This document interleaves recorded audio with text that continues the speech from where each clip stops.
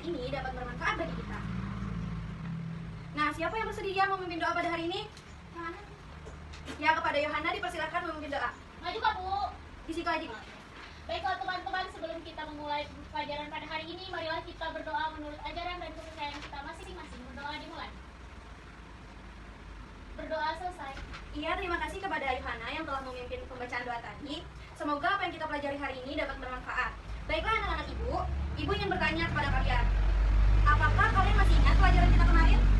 Ingat Bu, tentang ekosistem. Iya, bagus sekali. Makasih Wiwit. Nah, pada pertemuan kedua ini kita akan mempelajari hubungan antar makhluk hidup dalam ekosistem. Sebelumnya ada yang tahu apa itu pengertian atau hubungan makhluk hidup dengan lingkungannya? Tidak ada. Baiklah, untuk lebih bersemangat lagi, bagaimana kalau kita menyanyikan lagu nasional yaitu lagu Garuda Pancasila? Mari kita sama-sama nyanyikan lagu Garuda Pancasila. 1, 2, 3. Garuda Pancasila, akulah pendukungmu, patriot proklamasi, sedia berkorban untukmu. Pancasila dasar negara, rakyat adil makmur sentosa, pribadi bangsaku. Ayo maju, maju, ayo maju, maju, ayo maju, maju.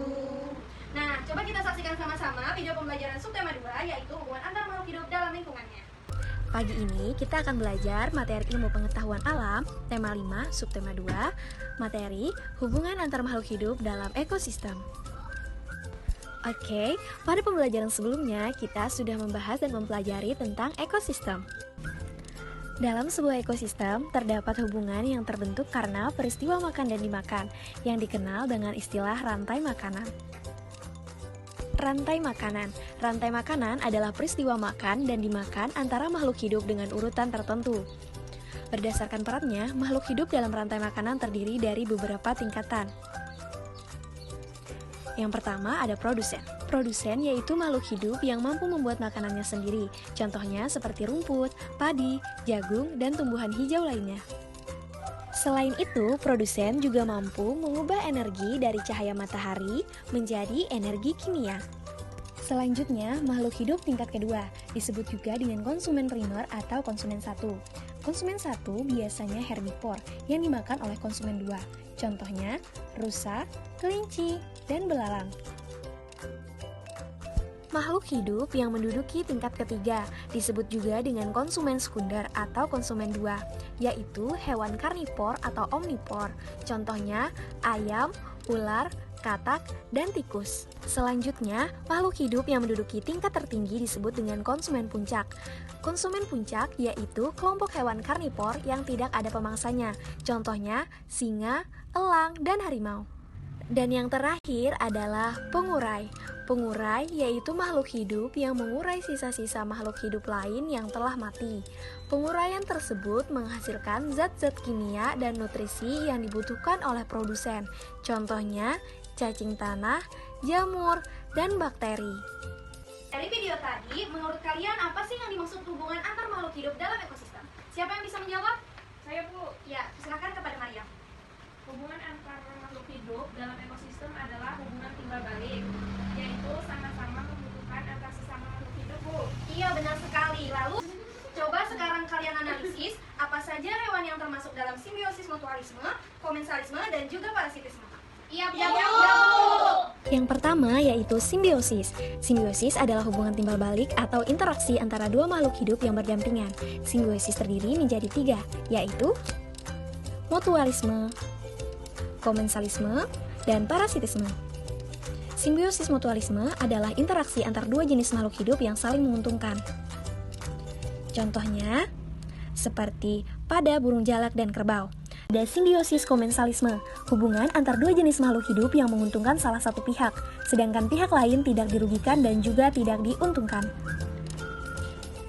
Contohnya, interaksi antara ikan hiu dan ikan remora.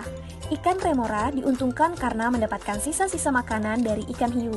Dan bagi ikan hiu, keberadaan ikan remora tidak menguntungkan dan juga tidak merugikan. Selanjutnya ada simbiosis parasitisme. Simbiosis parasitisme adalah hubungan antar dua jenis makhluk hidup yang hanya menguntungkan salah satu pihak, sedangkan pihak yang lain dirugikan. Contohnya, interaksi antara nyamuk dan manusia. Nyamuk akan menghisap darah manusia untuk mendapatkan nutrisi, sedangkan manusia akan merasa dirugikan karena merasa gatal-gatal pada bagian tubuhnya. Video tadi, apa yang kalian tahu? Apa itu simbiosis mutualisme, komensalisme, dan parasitisme? Ada yang bisa tahu apa itu simbiosis mutualisme? Ayo, siapa yang mau menjawab? Saya, Bu. Ya, Eka, persilakan. Mutualisme adalah hubungan antara dua jenis makhluk hidup yang saling menguntungkan, Bu. Iya, terima kasih kepada Eka. Selanjutnya ada yang apa itu simbiosis komensalis? Saya Bu, Oke, Naomi, silakan. simbiosis komensalisme adalah hubungan ketergantungan antar makhluk hidup yang mana satu pihak diuntungkan namun pihak lain dirugikan. Iya, benar sekali. Sekarang, apa itu pengertian dari simbiosis parasitisme? Ada yang tahu? Oke, Au, silakan. Simbiosis parasitisme adalah hubungan ketergantungan yang hanya menguntungkan salah satu pihak saja. Iya, terima kasih kepada Au telah menjawab pertanyaan Ibu tadi. Nah, menurut kalian, apakah ada ketergantungan antara makhluk hidup dengan lingkungannya? Ada Bu. Iya, betul. Nah, jadi ketergantungan antara makhluk hidup dalam lingkungannya atau dalam ekosistem ialah suatu hal yang bisa saling menguntungkan atau merugikan. Namun, kalau diibaratkan dengan manusia, maka hubungan ketergantungan ini sama seperti kalian terhadap orang tua, ayah ataupun ibu. Contohnya, seperti kalian ketika ingin makan, pasti kalian akan meminta dimasakkan oleh ibu. Nah, itu salah satu bentuk contoh dari kalian memiliki ketergantungan terhadap ibu kalian. Kalau secara umum, maka dapat dikatakan kalau manusia itu tidak dapat hidup sendiri tanpa adanya orang lain. Nah, ini artinya sesama makhluk hidup memiliki ketergantungan satu sama lain, terutama dalam hal-hal ini, hal-hal yang positif ya anak-anak. Sampai di sini apakah kalian mengerti? Mengerti, Bu. Oke, sekarang coba kita perhatikan video ini. Nah, Gambar rantai makanan berikut. Yang pertama, ada tanaman padi yang dimakan oleh ulat. Ulat dimakan ayam, dan ayam dimakan elang. Dan saat elang mati, tubuh elang akan diurai oleh makhluk hidup pengurai seperti bakteri, cacing tanah, dan jamur untuk dijadikan nutrisi bagi tumbuhan. sekarang coba kita perhatikan video ini. Nah, di sini ada komponen rantai makanan. Yang pertama ada produsen, konsumen satu. Yang pertama ada produsen, konsumen 1, konsumen 2, dan konsumen 3. Yang terakhir ada pengurai. Mana hewan yang sebagai konsumen 2 dari rantai makanan ini? Ulat, Bu. Iya, betul sekali. Ada ulat sebagai konsumen 2. Karena kalian sudah paham tentang rantai makanan, setelah ini kita berakhir, silahkan buat rantai makanan dengan ekosistem tempat sawah, danau, kebun, dan lautan. Jawaban bisa ditulis pada buku catatan kalian. Siap, Sebelumnya, Ibu minta tolong kepada Yohana untuk membacakan teks pada video tentang aliran energi dalam rantai makanan.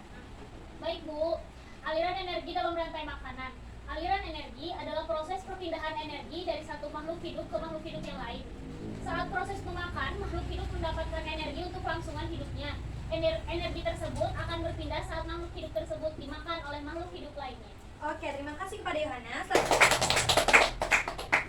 Nah, itu tadi adalah contoh teks non-fiksi. Kalian tahu apa itu teks non-fiksi? Ada yang bisa menjawab? Saya Bu. Ya, kepada Wiwit silahkan. Teks yang dibuat dari kenyataan, Bu. Iya, benar sekali. Teks non-fiksi adalah teks yang dibuat berdasarkan kenyataan atau realita tanpa diada-ada. Nah, dari teks tadi, siapa yang tahu pokok pikirannya? Ayo, siapa yang masih ingat apa itu pokok pikiran? Saya, Bu. Oke, Eka silahkan. Pokok pikiran adalah ide utama dari paragraf yang letaknya bisa di awal, tengah, maupun di akhir, Bu. Hebat Eka, masih ingat apa itu pokok pikiran? Mari kita sama-sama berikan tepuk salut untuk Eka. 1, 2, 3. Tepuk salut. Salut. Salut. Oke. Kalau ada tugas untuk kalian.